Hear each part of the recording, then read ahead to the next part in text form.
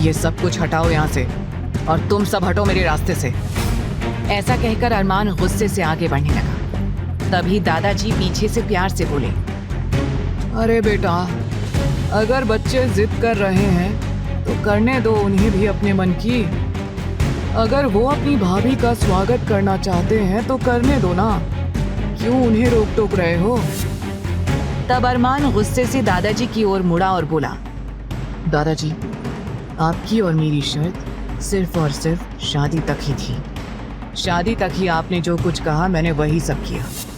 लेकिन अब क्योंकि शादी हो चुकी है और आपकी सो कॉल्ड बहू घर में आ चुकी है, तो अब आपकी किसी तरह की कोई भी फरमाइश मानने या सुनने का मेरा कोई इरादा नहीं है। अरमान की बात सुनकर आस्था का क्या रिएक्शन होगा? अरमान गुस्से से बोला, दादाजी, मेरी शर्त सिर्फ शादी तक की थी और अब शादी हो चुकी है, तो अब आपकी किसी भी तरह की कोई फरमाइश मानने या सुनने का मेरा कोई इरादा नहीं है। अपनी बात खत्म कर अरमान ने आस्था का हाथ वहीं दरवाजे पर झटक दिया और उसे छोड़कर खुद लंबे लंबे कदमों को बढ़ाता हुआ सीधा अपने कमरे की ओर चला गया। सभी लड़के वहां खड़े बस उसे जाते हुए देखते रह गए। सभी को रह रहकर अपनी भाभी, जो नई नवेली दुल्हन थी, उस पर तरस आ रहा था। अब आलोक जी भी चुप हो गए, क्योंकि वो अपने अकड़ू पोते को अच्छी तरह से जानते थे कि उनका पोता कितना ज्यादा अकड़ू और जिद्दी था और कितनी मुश्किल से उन्होंने अपनी बीमारी के चलते जैसे तैसे अरमान की शादी करवा दी। लेकिन अब वो समझ चुके थे कि उनका पोता उनकी कोई भी बात मानने वाला नहीं था। इसीलिए अब वो सीधा अपने कमरे की ओर बढ़ने लगे। लेकिन फिर वो उन चारों लड़कों की तरफ देखकर ऑर्डर देते हुए बोले, बहू को गृह प्रवेश के बाद आराम से ले जाकर अरमान के कमरे तक छोड़ाओ। ये कहकर दादाजी वहां से चले गए। अब आस्था के गृह प्रवेश की सारी जिम्मेदारी उन चारों को मिल चुकी थी। आस्था दरवाजे पर खड़ी हुई अपनी उंगलियों को मरोड़ने लगी, क्योंकि उसे समझ में नहीं आ रहा था कि वहां आखिरकार हो क्या रहा था, क्योंकि वो किसी को देख नहीं पा रही थी। और अभी कुछ देर पहले अरमान का गुस्से में दादाजी को पलटकर जवाब देना सुनकर आस्था के मन में अरमान की एक जिद्दी, गुस्सैल और अकड़ू की छवि बननी शुरू हो गई थी। अरे यार, अब क्या करें? अरमान ऐसे कैसे चला गया? अब भाभी का क्या बेचारी ऐसे ही खड़ी रहेंगी? तभी आहान थोड़ा सा आगे आया और प्यार से बोला, भाभी देखो, अब यहाँ पर कोई नहीं है। ना तो यहाँ आपका पति है और ना ही आपके दादा ससुर हैं।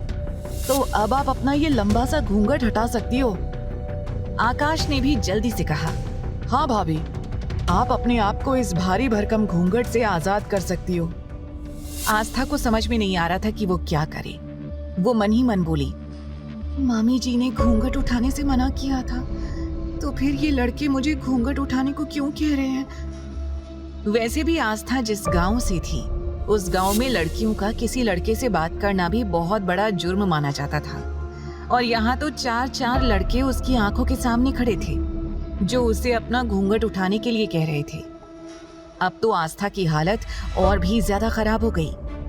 तब अचानक आहान आगे बढ़ा और बोला, भाभी देखिए, वैसे तो ये घूंघट उठाने की रस्म का काम भैया को करना चाहिए, लेकिन हम क्या करें? भैया तो इस वक्त यहाँ है ही नहीं।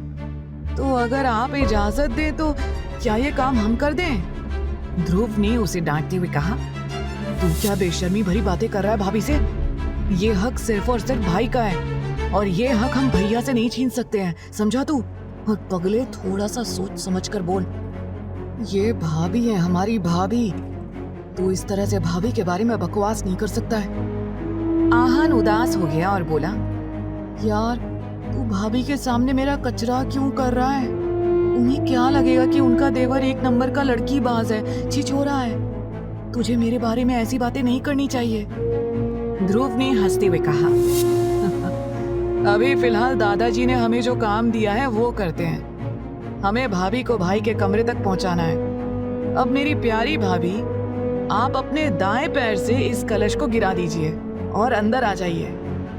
आस्था ने हल्का सा घूंघट जैसे ही हटाया, उसे नीचे उसके पैरों के पास एक कलश दिखाई दिया।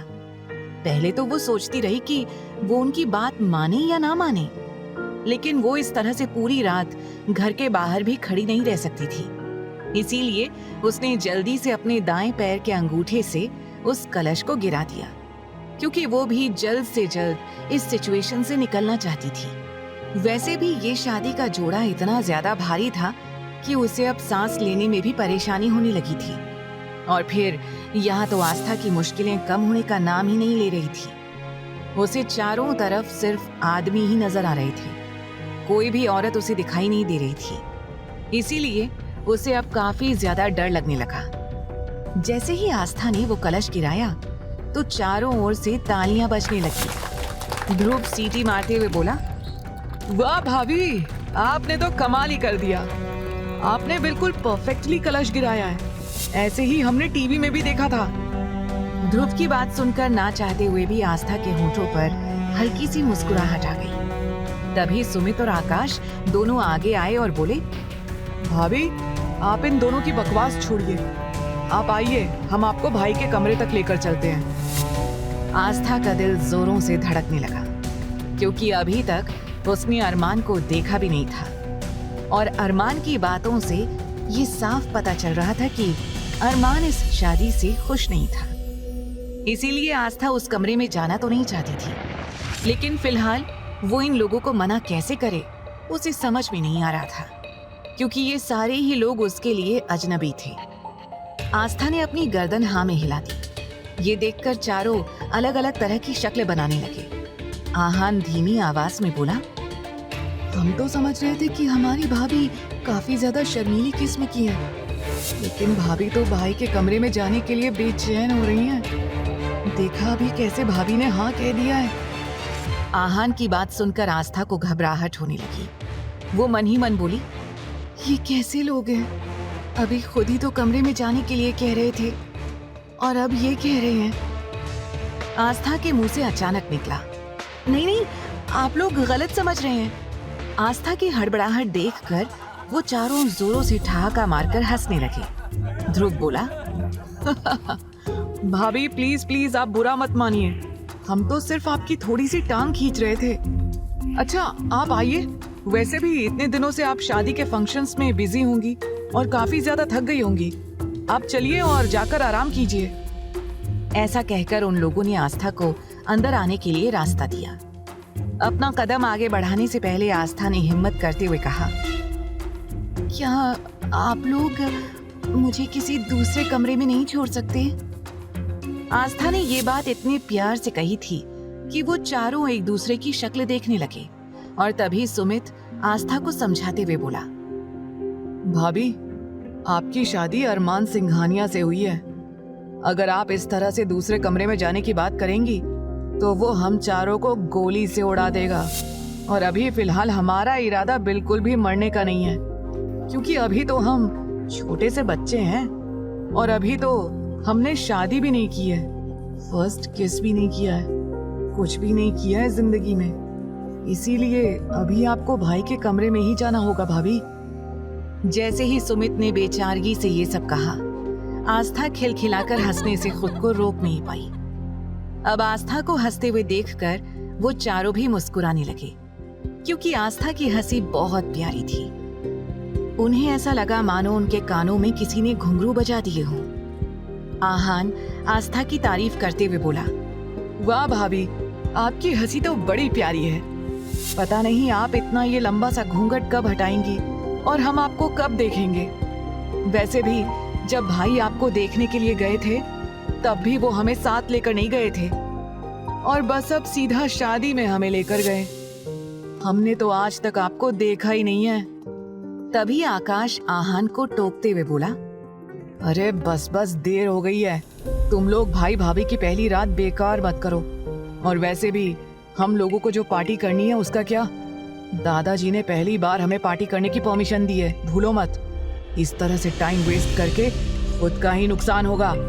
वो लोग आस्था को अरमान के कमरे तक ले गए। उन्होंने कमरे का दरवाजा खोला, लेकिन उन्हें अंदर से कोई आवाज नहीं आ रही थी। ध्रुव फुसफुसाते हुए बोला, लगता है भाई सो गए हैं। वैसे भी वो काफी ज्यादा थक गए थे। तभी आकाश ने अंदर झांक कर देखा और हैरानी से बोला, लेकिन अंदर तो कोई है ही नहीं।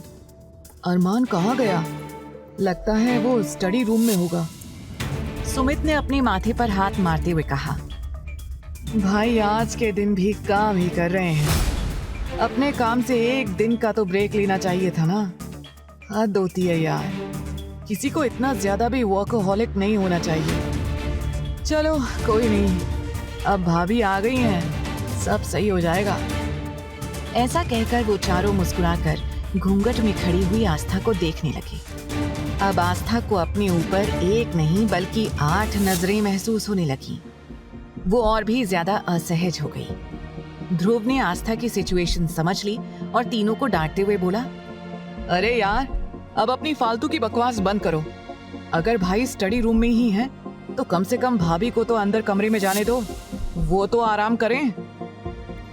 भाभी, आपकी जरूरत के सारे कपड़े हमने ऑलरेडी भाई के क्लोजेट में सेट करवा दिए हैं, तो आपको अगर कोई भी परेशानी हो तो आप बेल बजा दीजिएगा। कोई ना कोई उसी वक्त आपकी सेवा में जरूर हाजिर हो जाएगा। ऐसा कहकर ध्रुव, सुमित, आकाश और आहान ने आस्था के सामने स्टाइल से अपना सिर झुकाया और कमरे के बाहर से ही वापस चले गए। आस्था अंदर कमरे में गई।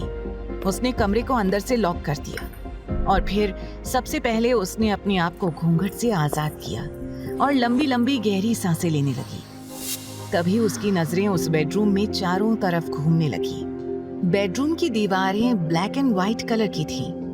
वहां की सभी चीजें बेहद महंगी लग रही थी। कमरे के बीचों बीच एक किंग साइज का बेड था। इतनी महंगी महंगी चीजें देखकर आस्था की आंखें हैरानी से बड़ी हो गईं। बेड के ठीक सामने एक मिरर था। आस्था डरते हुए मिरर के सामने जाकर खड़ी हो गई। जैसे ही उसने मिरर में खुद को देखा तो वो शॉक्ड रह गई। ये मेरी आंखें क्यों सूजी हुई हैं? मेरी नाक इतनी लाल हो गई है। थोड़ी देर तक वो खुद को मिरर में निहारती रही। तभी जैसे उसे होश आया, ये मैं क्या कर रही हूँ? मैं इस वक्त किसी और के कमरे में हूँ और अकेली भी। मैं इस तरह से बेवकूफ बनकर एक जगह खड़ी नहीं रह सकती। तभी आस्था के कानों में उसके देवरों की बात गूंज उठी कि क्लोजेट में उसके कपड़े रखे हुए थे। उसने क्लोजेट खोला। वो बिल्कुल हैरान हो गई। वहां पर कपड़े तो रखे हुए थे, लेकिन सभी कपड़े बेहद महंगे और ब्रांडेड थे। वहां एक से एक ब्रांडेड साड़ियां थी, लेकिन साड़ियां तो आस्था ने कभी पहनी ही नहीं थी। वो तो हमेशा शुरू से ही सिंपल सा सूट वगैरह पहना करती थी और दुपट्टा लिया करती थी, लेकिन इस तरह की फैंसी साड़ियां देखकर आस्था का गला सूखने लगा। उसे समझ नहीं आ रहा था कि वो क्या पहने। अब आस्था पूरी तरह से मायूस हो गई। फिर उसने वापस से वो घूंघट, जो कि लहंगे का था, वो ओढ़ लिया और बेड के एक साइड पर बैठ गई। वहां बैठे बैठे कब उसकी आंख लग गई उसे पता ही नहीं चला।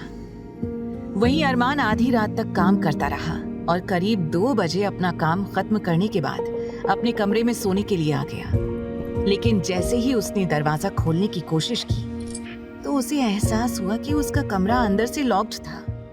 वो झल्लाते हुए बड़बड़ाया, ये कमरा लॉक किसने किया है? लेकिन अगले ही पल अरमान का चेहरा गुस्से से तमतमाने लगा, क्योंकि ऐसा पहली बार हुआ था कि अरमान को उसका कमरा लॉक्ड मिला था। उसने जल्दी ही अपने फिंगरप्रिंट लॉक का इस्तेमाल करते हुए अपना रूम खोल लिया, क्योंकि अरमान का रूम, उसका घर उसके कंट्रोल में था। वो जब चाहे किसी भी जगह पर बिना किसी की परमिशन के आ जा सकता था।